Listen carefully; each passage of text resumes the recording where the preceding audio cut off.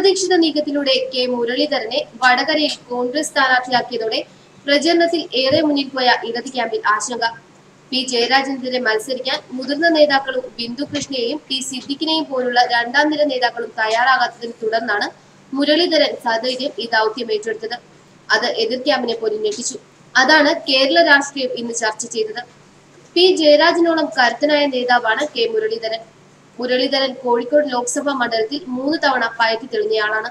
ജയരാജൻ ശക്തനാണെങ്കിലും ലോക്സഭയിലെ കന്യംഗമാണ്. അതാണ് ഇടത് ക്യാമ്പിനെ പ്രതിരോധത്തിലാക്കുന്നത്.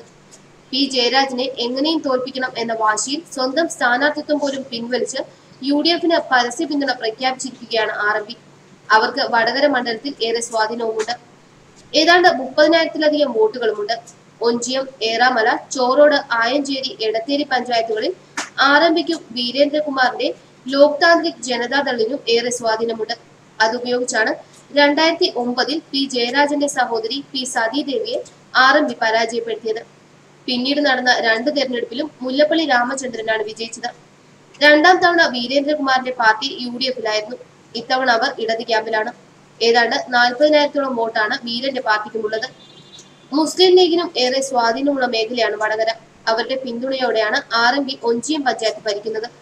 അതുകൊണ്ടാണ് മുരളീധരന്റെ സ്ഥാനാർത്ഥിത്വം പ്രഖ്യാപിച്ചതിന് പിന്നാലെ കോലീബി സഖ്യം ഉണ്ടാകുമെന്ന് പി ജയരാജൻ ആരോപിച്ചത്. BJPക്ക് ഇവിടെ വലിയ സ്വാധീനമില്ല. ഉള്ള വോട്ടുകൾ കോൺഗ്രസിന് മറിക്കുമെന്നാണ് CPM ആരോപിക്കുന്നത്.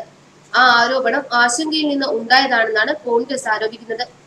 RMP പിന്തുണയ്ക്കൊപ്പം വീരന്റെ പാർട്ടി കാലുവാരി കൂടി ചെയ്താൽ പി ജയരാജന് പിടിച്ചു നിൽക്കാനാവില്ല.